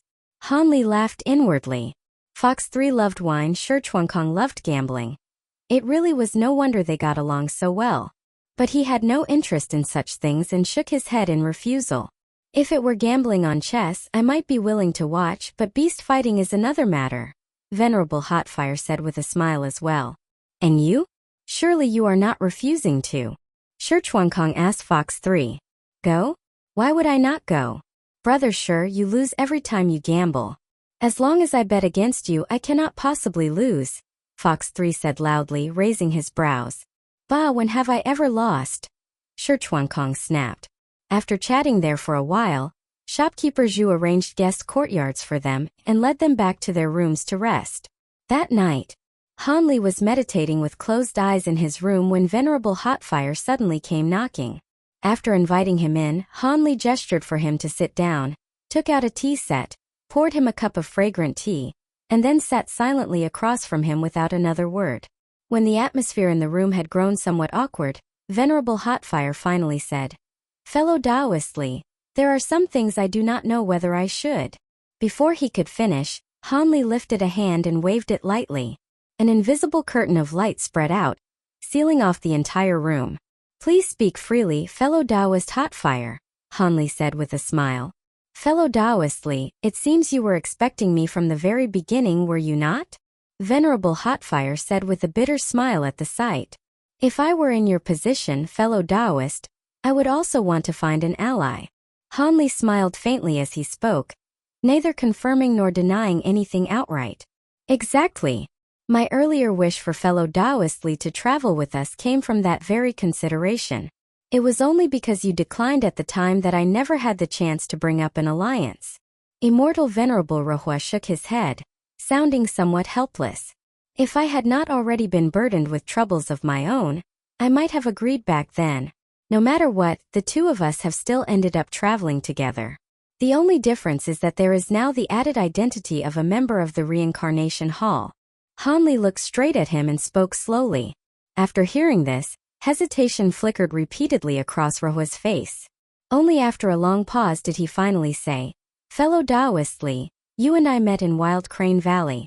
Though we are not brothers bound by life and death, ours can still be called the friendship of gentlemen. Can you tell me honestly what task the Reincarnation Hall has given you? Does it have anything to do with the Great 5 Elements illusory world art?" "Fellow Taoist Rohua, to be frank, I am not a true core member of the Reincarnation Hall. The task I received was merely to assist Husan in exploring the ruins of the True Word sect. As for what exactly he intends to do, I truly do not know," Han Li answered. "Since fellow Taoist Li has put it that way, I have no reason not to believe you." As for Hu San and Shi Chuankong, I do not trust either of them. After all, each serves his own master, and their thoughts are impossible to predict. Whether an alliance can be formed on this journey into the ruins is something I still hope to hear a definite answer about from your own mouth. Rohua gritted his teeth as he spoke. With the mission from the reincarnation hall weighing on me, there are some things I cannot avoid doing. But if your life is at stake, fellow Taoist Rohua, I cannot promise I will spare no effort to save you. What I can promise is that I will never stand by with folded arms, nor will I ever strike at you when you are down. After thinking for a moment, Han Li gave his reply. Good. With those words from you, I can finally feel at ease. Once this matter is over, there will certainly be a generous reward. Rohua cupped his fists slightly. Han Li returned the salute at once. The two of them chatted a little longer about old events from Idle Cloud Mountain, before Immortal Venerable Rohua finally took his leave. More than 10 days later, early in the morning, Han Li and Rohua arrived together atop the battlement where the ferry vessel was moored, only to find that Hu San alone was waiting there. HM? Why don't I see fellow Taoist Shi? Han Li asked after exchanging greetings. Brother Shi probably still has some matters to deal with. He should be a bit late. Time really flies. I haven't had nearly enough fun yet. Hu San yawned and spoke in a lazy tone. It seems fellow Taoist Hu San went to the Beast Arena again yesterday. Han Li smiled faintly. Don't mention it. Hu San waved his hand. After waiting for about a quarter of an hour, Shi Chuankong finally arrived together with shopkeeper Zhu. After apologizing, he boarded the ship with the others. Traveling with the ferry were a late-stage golden immortal retainer from Guangyuan Studio, and an early-stage true immortal steward. The former merely showed himself, exchanged a few brief words with them, and then withdrew to his own quiet chamber. The latter stayed with them the whole time, arranging guest rooms one by one. The ferry itself was enormous, stretching several thousand zhang across. Aside from its cargo holds, it contained more than 300 guest rooms, though these were not normally rented to outsiders and were reserved solely for members of the Merchant Association. Han Li chose a room in the lower hold. Its conditions were somewhat poorer than those of the rooms above, but it had the advantage of being farther from the others, making it comparatively secluded and quiet. The true immortal steward accompanied Han Li through the cargo hold toward his room. As they passed through the hold, Han Li noticed rows of neat black crates, each roughly a zhang square. Strange runes were inscribed on them, and a trace of puzzlement flashed through his eyes. Steward Hu, the spiritual power fluctuations on these black boxes feel strangely familiar. Why do they seem somewhat like storage pouches? Han Li asked. You are quite right, Senior. These black boxes are indeed storage-type magical implements. In fact, they are simpler to make than storage pouches. Each one can hold goods roughly 100 times its own volume, though the storage duration is not as long as that of a pouch. Still, for transporting things like spirit soil, they are more than sufficient. The steward explained. So that is how it is. Han Li nodded. Continuing inward through the hold, Han Li also saw a number of specially made cages. Some were more than 100 zhang tall, while others were only 3 qi across. Strands of electric light wrapped around them, and sealing talismans were affixed to their surfaces. Inside the cages crouched all manner of demonic beasts and spirit entities, some covered in wounds, others listless and dispirited. People always like strange things, and they're willing to pay high prices for them too. You see that barbaric sand lion there? The Beast Arena in Spirit Marsh City asked for it by name. We went to great trouble to get one like that from the edge of the savage wilderness realm.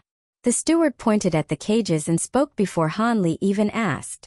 Han Li frowned slightly but said nothing. Seeing this, the steward wisely shut his mouth and did not continue. When he had escorted Han Li to the door of his room, he still could not help asking, Senior really does not wish to switch to a superior guest room?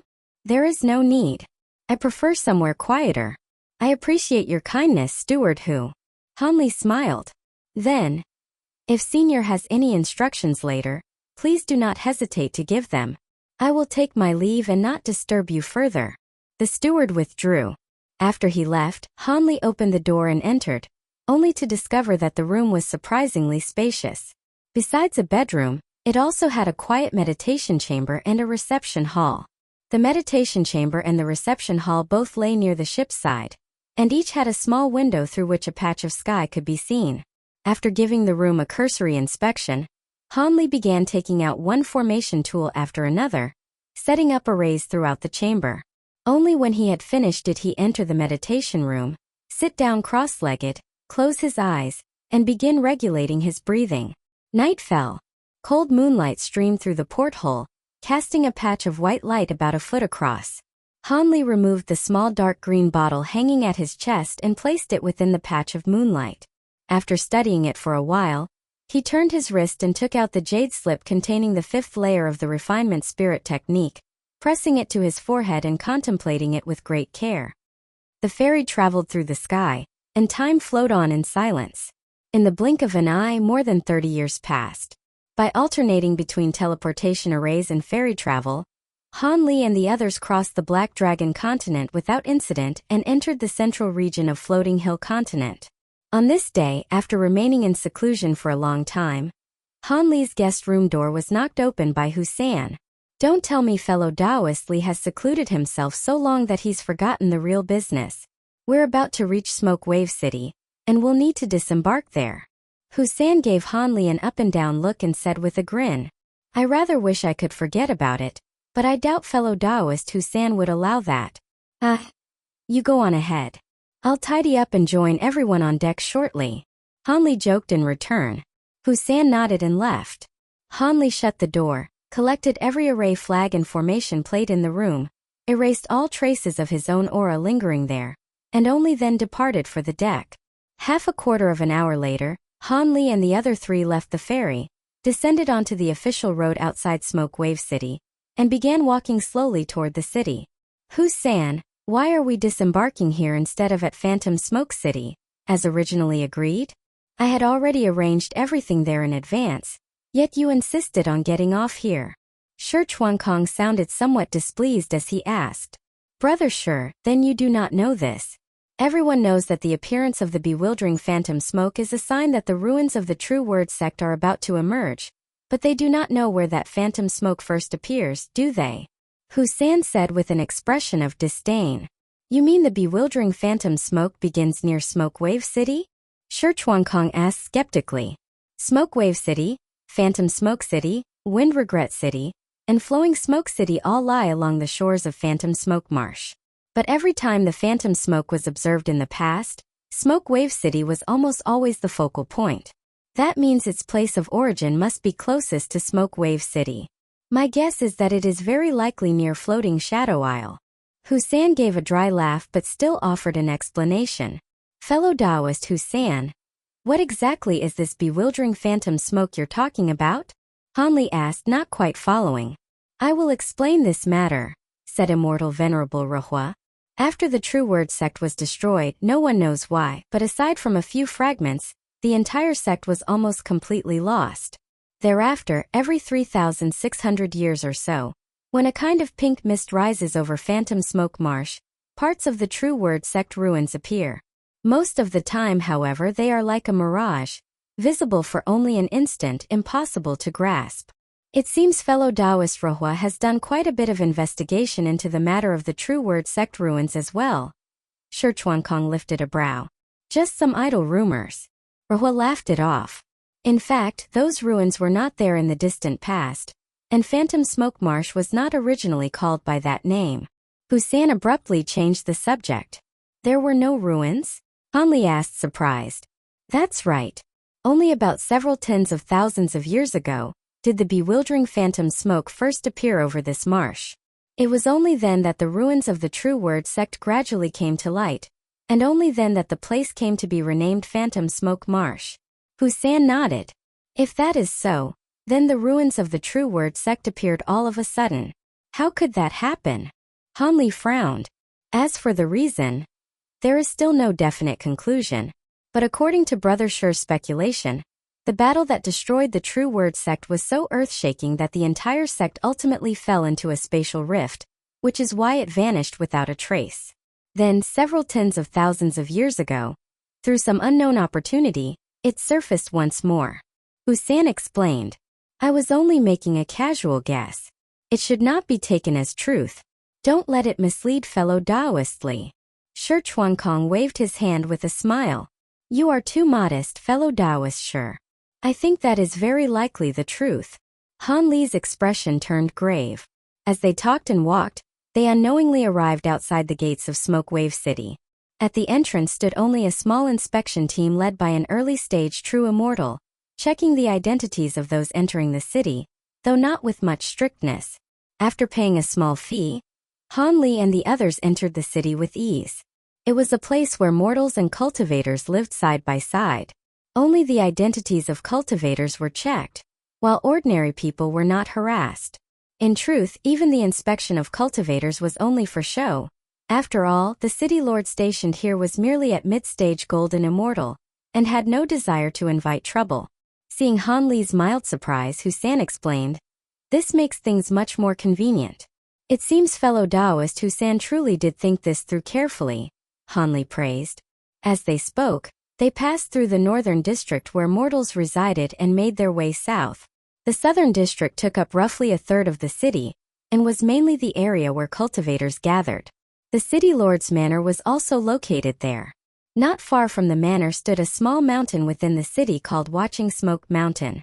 It was no more than 500 zhang high, and at its summit stood the largest immortal inn in all of Smoke Wave City. Han Li and the others chose to lodge there. According to information from the Reincarnation Hall, the last time bewildering phantom smoke had arisen over Phantom Smoke Marsh was about 3,500 years earlier. That meant the next appearance ought to be due in roughly another 100 years. Less than 100 years might seem like the changing of an age to ordinary mortals, but to cultivators, and especially to true immortals like Han Li and his companions, it was no more than the snap of a finger. Han Li and the others had expected that they would soon enter Phantom Smoke Marsh.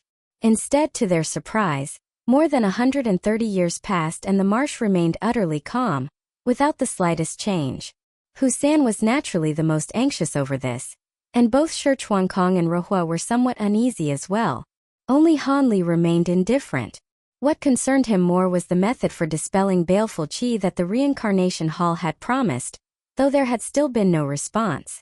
Still, after such a long period of secluded contemplation, the fifth layer of the refinement spirit technique, which had once seemed so obscure that no progress was possible, had finally begun to reveal some clues, and he was gradually entering a better state with it.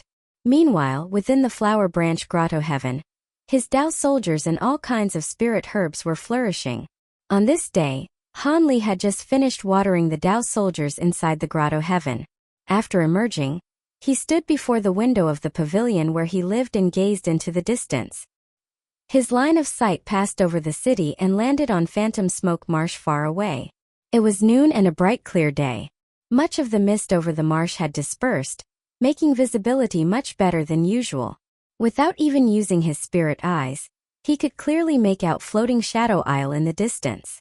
Strictly speaking, Floating Shadow Isle could hardly be called an island at all. It was no more than a shoal formed by the mingling of water plants and silt, covered by a thin layer of floating soil. It spanned only a dozen or so li, and a few shallow-rooted shrubs grew upon it. Han Li had intended to watch for a while and then return to cultivating the refinement spirit technique, but at that moment his brow suddenly twitched. Purple light flashed in his eyes as he fixed his gaze on the direction of Floating Shadow Isle. Among the dark black thickets on the floating isle, a section of gray-white stone pillar jutted up abruptly, as though it had suddenly grown from the island itself. It was only about 6 feet high, barely rising above the shrubs, and would have been almost impossible to notice without Han Li's astonishing eyesight. Immediately after thread of pink mist began to seep out from around the stone pillar. The streams quickly grew thicker and thicker, spreading outward over the marsh's shallow waters and overflowing across the ground. Before long, the entire floating isle was submerged within it. It has come! Han Li narrowed his eyes and let out a soft sigh. Almost at the same instant, another voice sounded outside the pavilion. Fellow Taoist Li, the bewildering phantom smoke has arisen. We must set out at once. Han Li recognized Husan's voice and answered. Just a moment, fellow Taoist Husan. I'll be right there. A short while later, the four of them gathered atop Watching Smoke Mountain, ready to head for Floating Shadow Isle. Please do not blame me for urging haste. This time the bewildering phantom smoke appeared later than expected, and quite a few cultivators hoping to risk their lives in Phantom Smoke Marsh and pick up whatever scraps they can have already come to Smoke Wave City. Though they have no chance of finding the entrance to the ruins, it would still be troublesome if too many people saw our movements. Husan explained. No matter. Delay is unwise. Let us depart at once. Shi Chuankong said. Han Li and Ruhua exchanged glances and nodded together. The four immediately shot into the air, paying no heed to the rules forbidding flight over the city walls. They transformed into streaks of light and sped away. After leaving Smoke Wave City, Han Li suddenly heard a clamor rising from below. Looking down, he saw a large procession, hundreds of people, moving along the official road outside the city toward Phantom Smoke Marsh, accompanied by the sound of gongs and drums. At the front were several dozen figures wearing bizarre masks nearly half a person's height. In their hands they held two burning bundles of grass, dancing in exaggerated and strange motions as they advanced. Fellow Taoist Husan, those people should all be mortals, shouldn't they? What are they doing? Han Li asked. Husan glanced down casually and explained. Those people are descendants of the native inhabitants who originally lived within Phantom Smoke Marsh. They are no different from ordinary humans, except that they are born long-lived and can live for more than 200 years. They only moved out of the marsh 10,000 years ago. Their ancestors had no idea what the bewildering phantom smoke really was. They only knew that every time the pink mist appeared, members of their tribe would vanish or die. Over time they came to believe it was a divine sign punishing them, and so this custom remained. They perform a ritual dance to honor heaven and earth. In truth, now that they have had dealings with cultivators, they already more or less understand the cause of the phantom smoke. Even so, whenever it appears, they still observe the old custom and go to the edge of the marsh to pray to heaven and earth for peace. Shi Chuankong added. So that is the case. Han Li nodded and no longer paid them any attention. About half a quarter of an hour later, the group arrived at the edge of Phantom Smoke Marsh and descended. A faint haze drifted above the swamp, making it look like an immense lake. Near the shore, a shallow layer of water could be seen, beneath which dark green aquatic plants swayed leisurely. From time to time white bubbles rose to the surface, and when they burst they made soft popping sounds. The bewildering phantom smoke was spreading quickly. By now it had already covered 100 li radius around Floating Shadow Isle. Even ordinary mortals with naked eyes could clearly see the pink mist rolling toward them like a vast tide. I know I've already said this many times, but I still cannot help reminding everyone again. The power of this bewildering phantom smoke is no small matter. Once we enter it, you must guard your spiritual platform and steady your minds. Do not let the illusions deceive you and rob you of your reason. Husan no longer looked as casual as before. His expression was solemn. I have prepared some spirit-calming pills. They can stabilize the soul and clarify the sea of consciousness, and should be somewhat useful in resisting the bewildering phantom smoke. You may as well each take one in advance. Shi Chuankong flipped his hand, and a dark green jade box appeared in his palm. Brother Shi, spirit-calming pills are not easy to come by. I couldn't even buy them in the reincarnation hall. Where did you get them? Husan asked in surprise. Just because the reincarnation hall can't obtain something doesn't mean Guangyun Studio can't. Shi Chuankong raised a brow and answered with great composure. As he spoke, he opened the jade box and was the first to pick up a pill and swallow it. With this, things become much safer. Husan grinned, took a pill as well and swallowed it.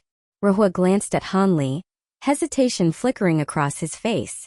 Then many thanks, fellow Taoist Shi. Han Li also took a pill and smiled. Once the pill was in his hand, he examined it briefly and found nothing wrong with it. Naturally, he placed it into his mouth. Yet the moment his lips closed, a strand of silver flame sprang up within his throat, wrapped itself around the spirit-calming pill, and drew it down into his abdomen where it was sealed away. Han Li had considerable confidence in his own spiritual sense. Unless it became absolutely necessary, he had no intention of actually consuming the pill. On the other side, seeing that Han Li had already taken his, Ruhua also picked up a pill and put it in his mouth. Everyone, once we enter the bewildering phantom smoke, we must maintain contact with one another through our souls and keep each other tethered. Let us not become separated. Once all was ready, Husan spoke. Then, with a sweep of his hand, an exquisitely crafted silver flying boat appeared out of thin air and settled upon the swamp's surface. After Han Li and the others boarded, Husan formed a hand seal and set it in motion. Runes on the silver boat flared brightly, and a layer of silver light lit up beneath it, raising the spirit vessel half a foot above the water before it shot forward with a sharp whistle, skimming the marsh's surface. Only now did Han Li notice that the water in Phantom Smoke Marsh was clearly different from elsewhere. It seemed unusually heavy. Even when stirred by the wind generated by the flying boat, it did not splash into waves, but only rippled in rings. He crouched and dipped two bright jade-like fingers lightly into the surface, immediately understanding. The water here was no ordinary water. It seemed mixed with some kind of black sandy substance and possessed a degree of corrosiveness. Of course, to his current golden immortal body, that was of no consequence. The silver flying boat sped onward. Though they had not yet entered the region covered by the bewildering phantom smoke, as the sun began to slant westward, the fog over the marsh grew steadily thicker. As they passed a giant green floating leaf, the water suddenly churned violently. With a crashing sound, a great spray of water erupted skyward, and an enormous black shadow burst out from beneath it, leaping through the air and smashing down toward them. Han Li glanced sideways and saw that it was a gigantic monstrous fish covered in black scales. The so-called floating leaf was merely the tangled tuft of hair atop its head. Its huge gaping maw was filled with blade-sharp teeth. The four aboard the boat had already sensed the fish's ambush in advance, and none of them paid it much mind. Husan even joked, "That thing is truly ugly." Shi Chuankong formed a brief seal with both hands and swept them through the air. A silver streak immediately flashed over their heads and effortlessly split the monstrous fish in two. Strangely enough, the wounds where the creature had been severed seemed sealed by a force of space, so not a single drop of blood fell. Only after the two halves crashed into the marsh did black blood begin to spread through the water. Do not let your guard down, everyone. Who knows what other monstrosities we may run into? No sooner had Shi Chuankong spoken than another enormous beast burst from the swamp beside them. A giant two-headed crocodile, its body coated in stinking mud. With jaws wide enough to swallow the entire flying boat, it lunged low across the surface. "Brother Shi, would you call that a bad omen from your own mouth?" Husan asked with a laugh. Shi Chuankong ignored him. With a change of seals, he summoned a thin-looking silver light barrier before one side of the flying boat. A dull boom rang out. The two-headed crocodile slammed into the barrier and seemed to have been struck by a hammer weighing 10,000 tons. Both of its massive heads shattered at once, jaws and teeth exploding apart into a bloody mess. "Tisk tsk. It doesn't seem very intelligent, but it certainly has strength," Rahua remarked. "There's an even bigger one ahead," Han Li suddenly warned. The moment the words left his mouth, a flash of green light appeared in his hand, and a green bamboo cloudswarm sword was already there. He shot into the air, swung one arm across his body and slashed forward. A streak of green sword light shot out, vanished in a flash, and sank into the swamp ahead, where it exploded at once. A miserable howl rose into the air.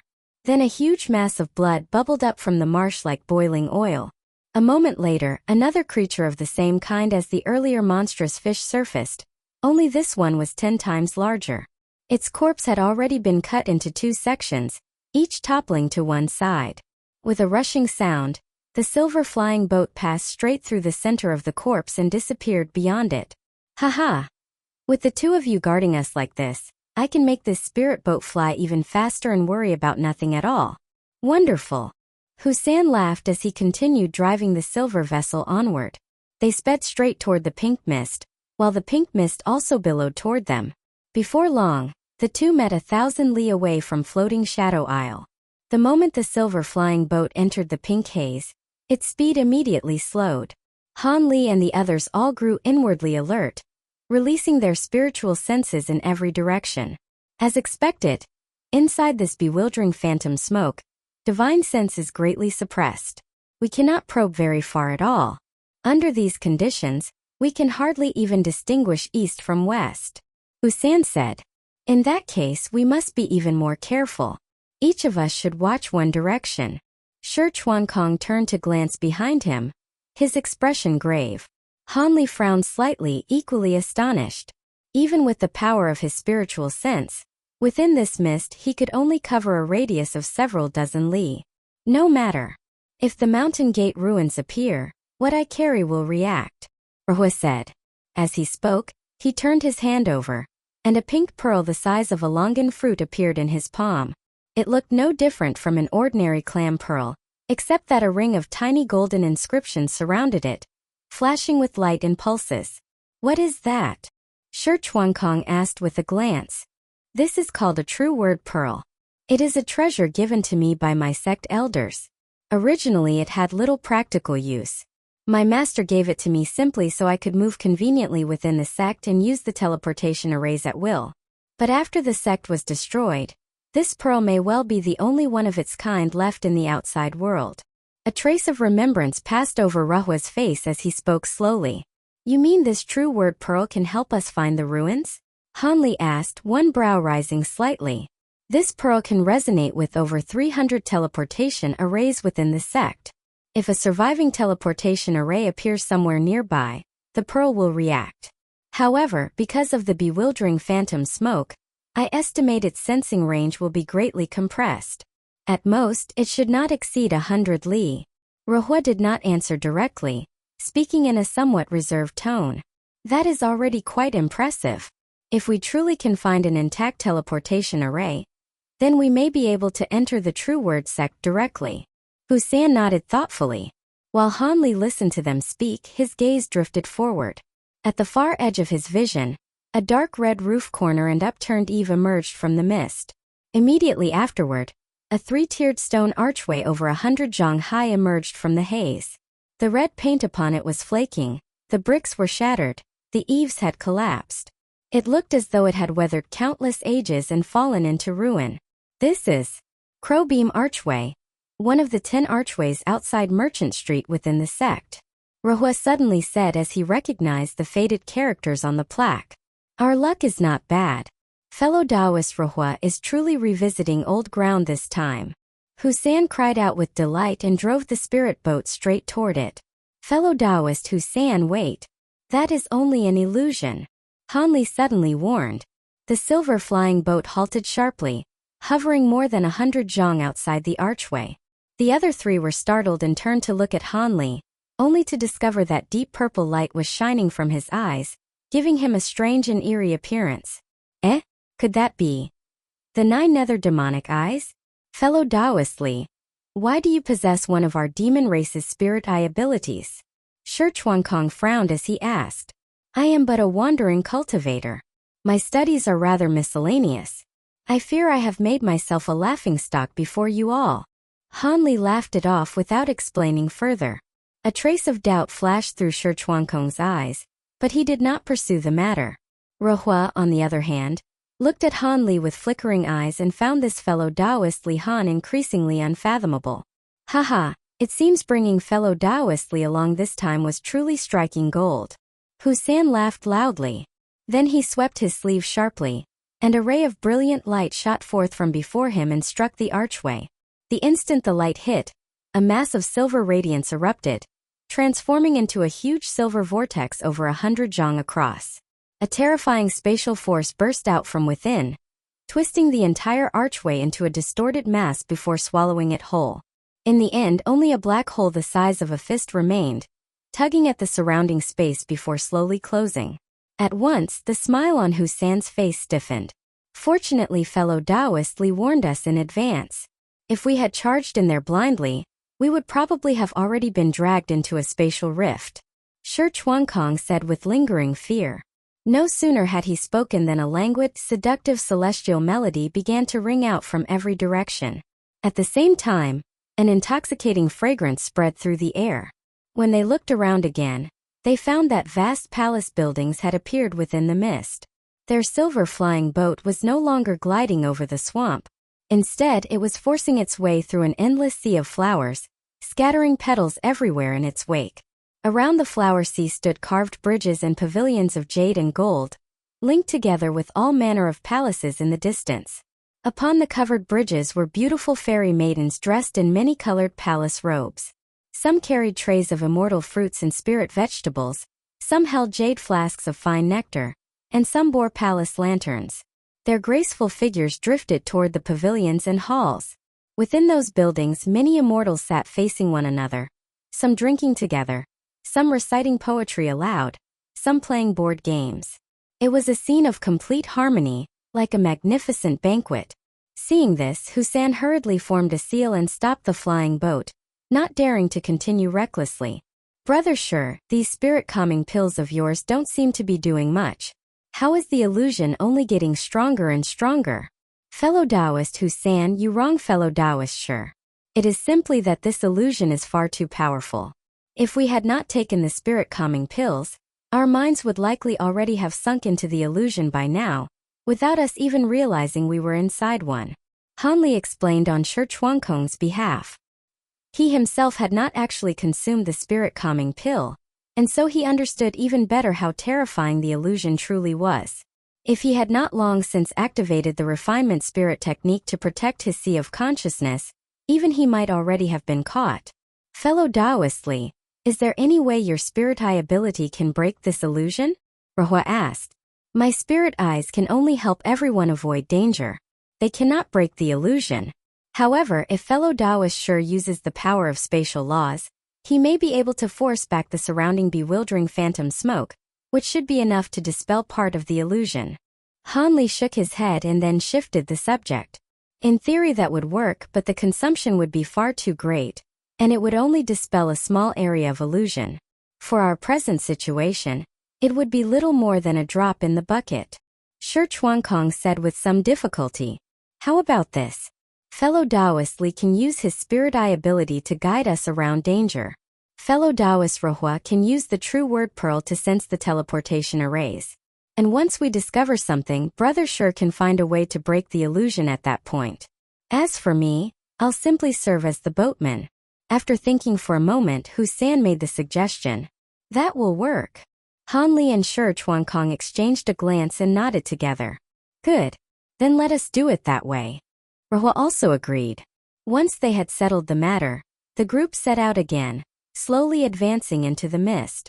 Once we pass through the flower patch ahead, do not continue straight. Turn to the left instead. Purple light flickered faintly in Hanli's eyes as he directed them. You mean drive straight into that covered bridge? Husan asked hesitantly. Trust me, Hanli said. Husan grinned and said no more, steering the flying boat forward at a slow pace. As soon as the silver boat emerged from the flowers, it turned sharply to the left and rammed straight into a covered bridge. The white jade railings of the bridge tore apart as if made of paper. Hanli and the others collided with the fairy maidens upon it, yet passed straight through their bodies. After we go through, continue forward for about 70 zhang, then turn right. Under Hanli's guidance, the silver flying boat pressed deeper and deeper through layer upon layer of illusion.